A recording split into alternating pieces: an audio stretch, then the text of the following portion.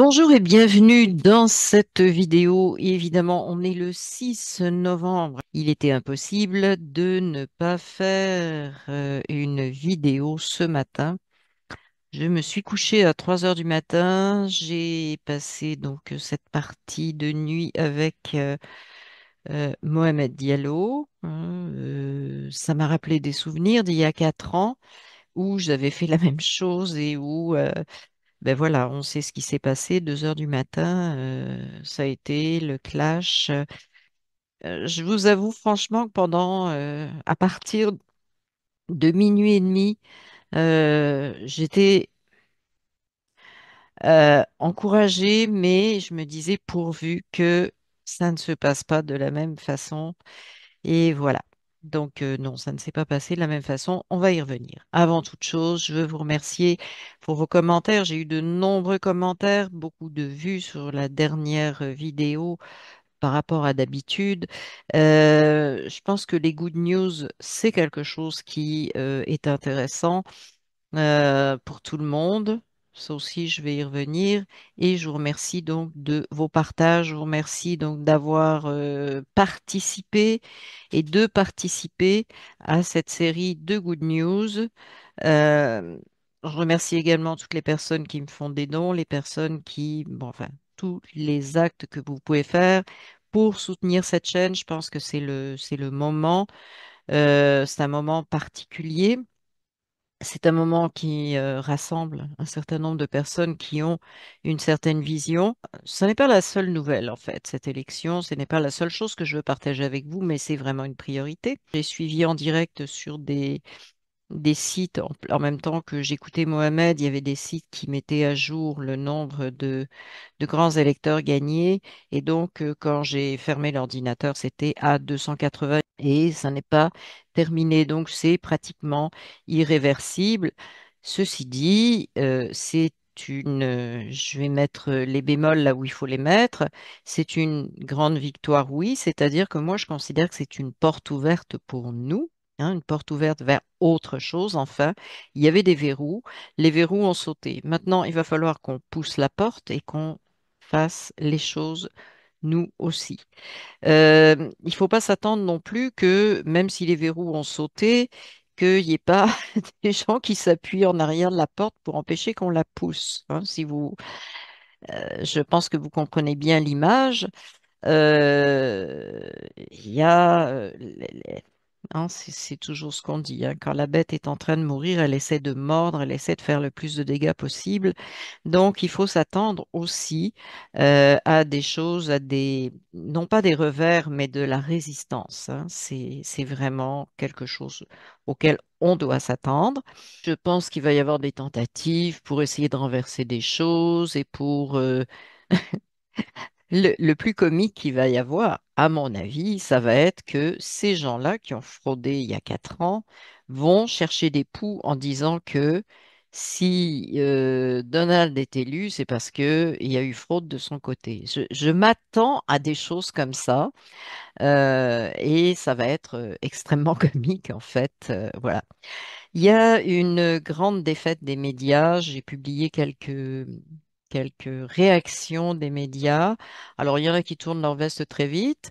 Et puis, bah, il y en a qui sont franchement, surtout au Québec, ici, LCN, vraiment la mine basse, complètement déconfit. Alors, ceci dit, ça n'est que le début, hein. Je l'ai dit, les verrous ont sauté. En tout cas, la combinaison est ouverte. Je ne sais pas si le verrou est encore retiré, mais il va falloir aller rentrer dans cette porte et aller dans le bon sens. Alors évidemment, vous allez me dire, oui, mais nous, en France ou en Europe, pour ceux qui sont en Europe, même ici au Québec, on a machin, trutru, on a la face du monde va changer. Premièrement, évidemment, il y a cette histoire de fin des guerres. Moi, c'est quelque chose sur lequel je mise beaucoup. Donc, on a ce qui se passe au Moyen-Orient, on a l'UKR, on a les menaces avec Taïwan.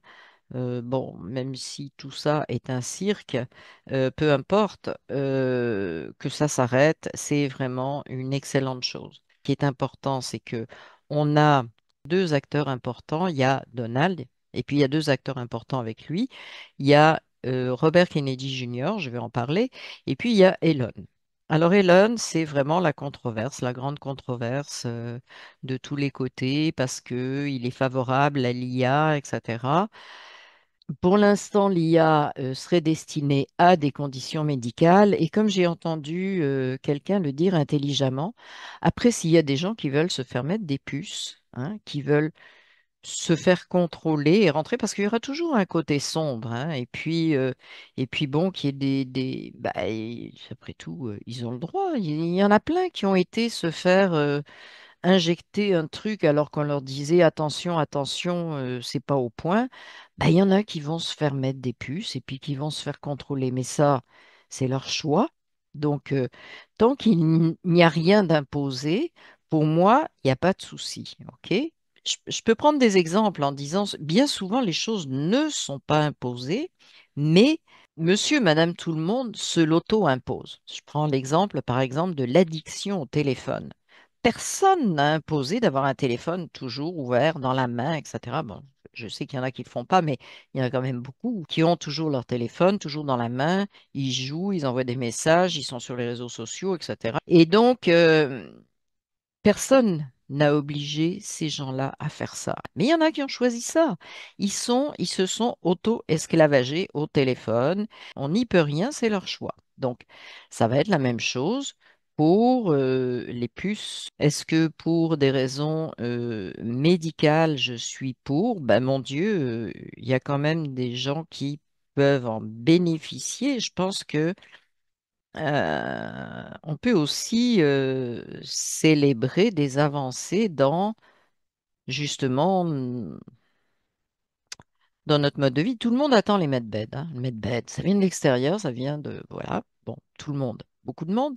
Mais quand ça vient quand on peut critiquer la personne qu'on l'a en face, hein, comme Elon, eh bien là, on veut plus de puces. Mais vous pensez que c'est quoi les medbeds? C'est tout à fait informatique quantique. Hein, mais ça, oui, c'est en train d'avancer l'informatique au niveau quantique. Donc, oui, vous attendez, pour certains, je ne généralise pas, mais certaines personnes attendent les medbeds, mais ne veulent pas accepter qu'il y ait un certain génie qui se développe ici. Les medbeds pourraient aussi être des choses piratées, mal utilisées, etc. Là, faut pas dire ah mais c'est tout blanc d'un côté, c'est tout noir de l'autre. Donc, je trouve que moi, c'est un faux débat, c'est un débat de peur, cette histoire de ah oui, les puces, etc. Moi, ce que je retiens quand même, c'est le rachat de X, c'est bah, la mise en avant de cette censure, hein, du fait qu'on a voulu censurer absolument tout le monde, que les citoyens qui ont pris la parole dans les médias citoyens, on va les appeler comme ça, euh, finalement ont dérangé énormément et on a voulu les faire taire. Donc, il y a eu cette porte qui s'est ouverte et pour moi, c'est extrêmement important. Euh, à partir du moment où on a la liberté d'expression, la liberté tout court, on peut bien développer un certain nombre de choses. On a la liberté. C'est ça qui est le cœur de l'histoire. La liberté, notre conscience, et on fait ce qu'on a à faire avec. Voilà. Donc ça, c'était un petit peu pour venir sur bah, des choses que j'ai vues passer, hein, y compris des commentaires, peu importe où, mais je vois passer ces commentaires. Ce sont des commentaires de peur. Et vous savez que quand on alimente un égrégore de peur, ben, on attire vraiment le pire de ce qu'on peut attirer. Par contre, ce qui est pour moi extrêmement important, c'est Robert Kennedy Jr. Alors, j'ai écouté hier le discours, donc bah, hier, cette nuit, le discours de Diti. Il a parlé, effectivement, il a dit qu'il laissait carte blanche à Robert Kennedy, pardon, Jr., Robert Kennedy Jr. Il lui laisse carte blanche, bon, à condition qu'il ne vienne pas mettre des limites trop au niveau exploitation pétrolière, etc., exploitation des sols. On verra. Mais pour l'instant, déjà, faire le ménage au-dessus du sol, là, dans Big Pharma, Big Bouffe, hein, Big Food, déjà, ça va faire vraiment beaucoup de choses. Alors, pour faire un résumé, Robert Kennedy Jr. veut s'attaquer. Alors, les Vax, en accord effectivement avec Diti, le fluor dans l'eau. Et ça, c'est important. Je vous rappelle la petite histoire du fluor, hein. Ça a été testé pendant la Seconde Guerre mondiale. Et c'est un outil qui, au niveau cérébral, nous fait devenir très obéissants, très, voilà. Les pesticides, évidemment. Et puis, la totalité de Big Pharma, la malbouffe, etc. Donc ça, c'est vraiment un volet intéressant. Et ce qui m'a accroché hier dans le discours de Diti, donc après les résultats électoraux, ça a été qu'il lui laisse carte blanche. Donc là, on peut s'attendre. Donc il a le soutien en même temps. Donc ça, c'est vraiment, vraiment des choses qui me touche parce que je pense que c'est le plus gros problème qu'on a. Et vous allez me dire, bon, c'est aux États-Unis. Oui, mais là, si on commence à mettre sur la sellette les problèmes des vax, parce que c'est ce qui va se passer, du fluor, des pesticides, des effets secondaires, de tout ce que Big Farm nous fabrique, etc. Ça ne sera pas juste pour les États-Unis. Ces produits-là sont identiques partout sur la planète. OK? Donc, on a entre les mains des choses qui s'en viennent, à mon avis, avec lesquelles il va falloir qu'on travaille. Et je pense que je vais faire beaucoup plus de good news parce que je veux vraiment suivre ce qui se passe. Alors, ne m'attendez pas pour suivre au niveau financier. Je suis vraiment une bille dans ce domaine-là, hein. Donc, je ne m'en occupe pas parce que je suis pourrie. Célébrer la fin des guerres, attendez-moi là-dessus. Oui, ça, j'attends de pouvoir faire ça. Effectivement, le rôle de Robert Kennedy Jr., ben, ça m'intéresse beaucoup. Liberté d'expression avec Elon, ça m'intéresse beaucoup aussi. Chacun fait selon ses compétences et ses affinités. Mais je pense qu'il va falloir suivre ce qui se passe. Pourquoi? Parce que je pense qu'il ne faut pas laisser des soi-disant petites choses, parce qu'on ne peut pas actuellement compter sur les médias officiels pour nous dire, ah, ça y est, au niveau des vax, on a découvert que l'autisme était relié, que il se passe telle affaire, que l'aluminium dans les vax, etc., que les ARN, ça fait ci, ça fait ça. On ne peut pas s'attendre à ça pour l'instant, hein. Je l'ai dit, il y en a qui retourneront pas leur veste immédiatement, surtout sur des dossiers comme ceux-là, hein. Il y a encore des intérêts financiers. Donc, c'est un petit peu à nous de continuer ce travail j'aime pas trop le terme de soldat digital, de média, je sais pas quoi, mais de diffuser effectivement ces choses qui risqueraient de passer inaperçues. Je pense qu'on a notre rôle vraiment à jouer à ce niveau-là, c'est d'amplifier ces nouvelles-là, parce qu'il va y en avoir, à la place des médias qui vont probablement faire l'inverse, essayer de diaboliser ces avancées-là. Ce qui arrive là, c'est un commencement. Et c'est un commencement d'un gros travail pour nous pour pousser en avant, pour faire avancer tous ces dossiers, faire en sorte que ça se diffuse, ça se dit, ça se parle dans tous les pays. Parce que, je viens de vous le dire, la guerre, ça ne concerne pas que les États-Unis, même si les États-Unis sont partie prenante dans beaucoup de guerres, mais ça ne concerne pas que les États-Unis. Tout ce qui est vax, empoisonnement de l'eau, de la terre, de l'air, Big Farm, etc. Tout ça, c'est un retentissement mondial. Liberté d'expression, ben, on le sait, c'est la même chose aussi avec des réseaux sociaux qui permettent, comme X, donc de s'exprimer librement. Donc il y a un retentissement très, très, très, très important. Donc à nous je dirais, de faire vivre ça dans la suite et pas de s'asseoir sur nos lauriers en disant, ah, ça y est, c'est gagné, c'est merveilleux. Non, c'est merveilleux d'avoir déverrouillé les cadenas. Voilà. Quelques petites nouvelles que j'avais notées avant justement ce jour d'élection, mais je veux quand même en parler. Première nouvelle que je trouve très drôle, euh, vue avec le recul, hein, c'est le journal News Target du 1er novembre, donc ça fait 6 jours, 5 jours. Euh, le shérif du Michigan annonce une enquête criminelle sur les crimes électoraux de 2020. Ah ben, on peut commencer là. La porte est ouverte. Allez-y, tous les shérifs.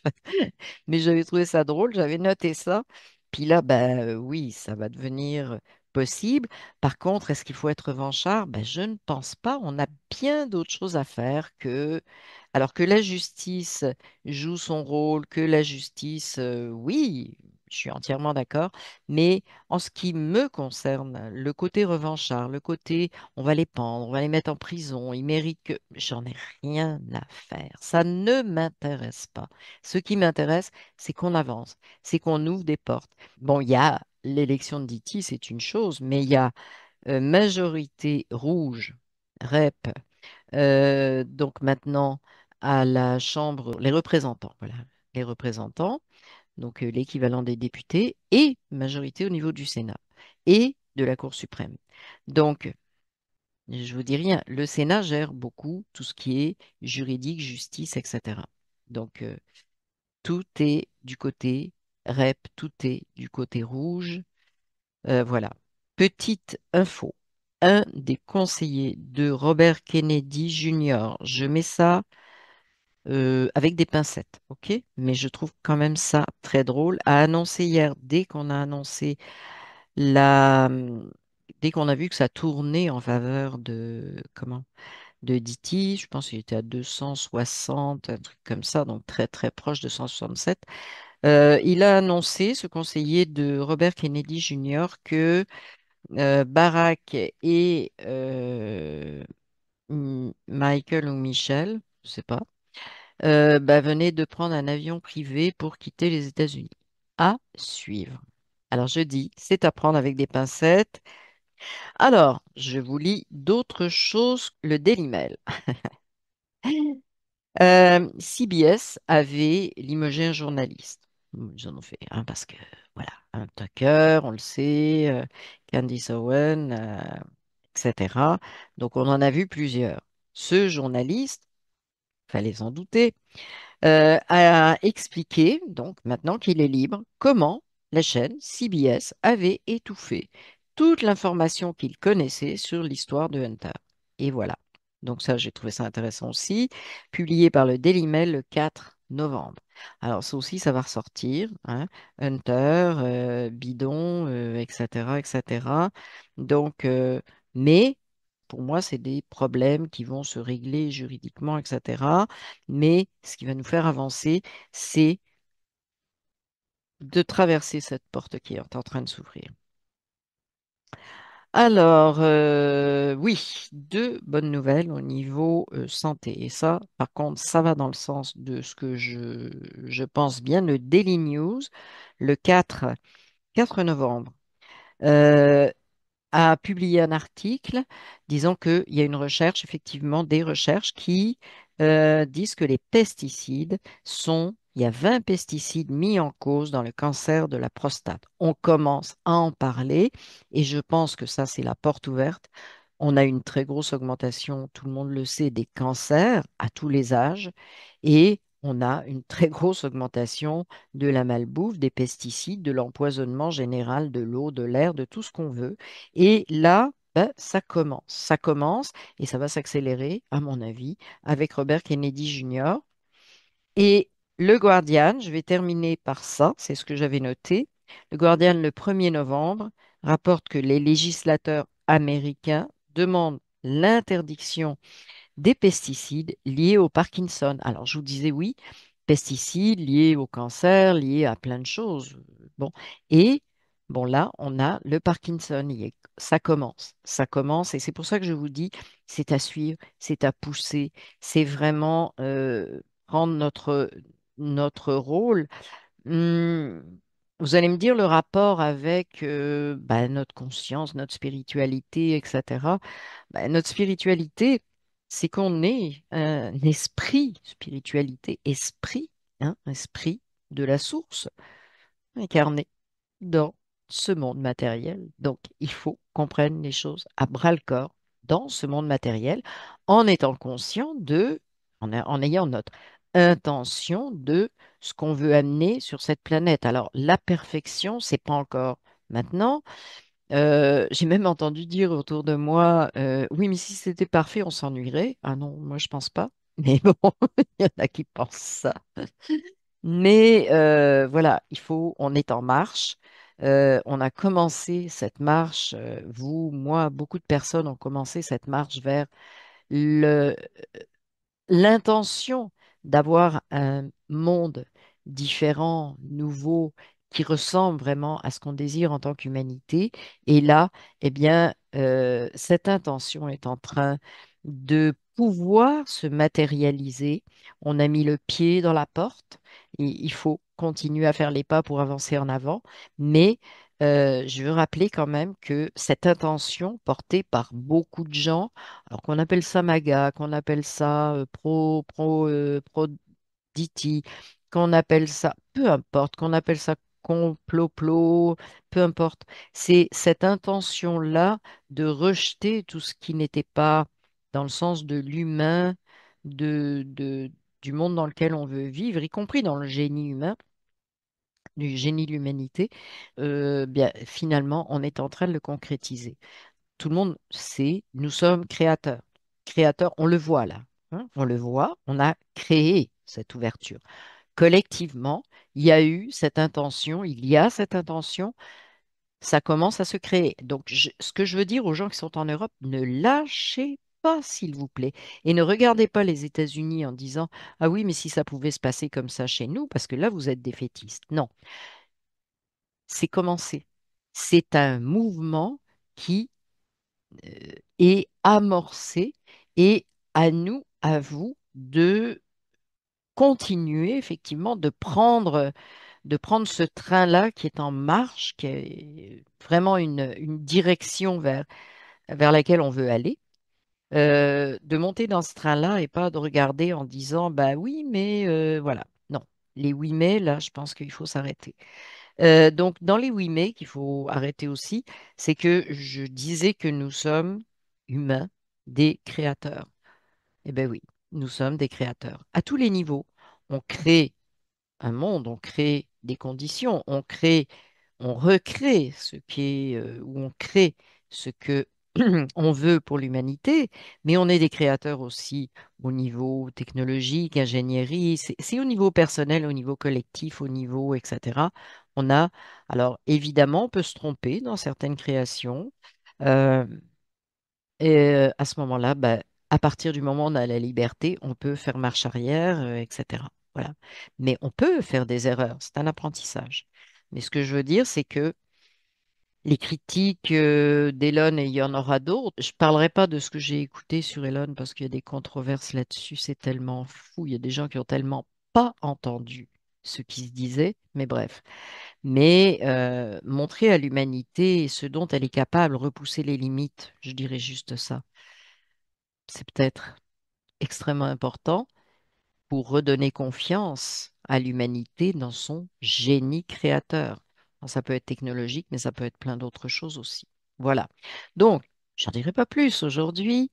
Euh, Comme vous voyez, j'ai sorti des ballons rouges, pas de champagne, c'est pas mon style. Des ballons rouges, mais je trouvais ça très symbolique, vu la couleur qui a pris le dessus hier. Mais comme je vous dis, vigilance encore.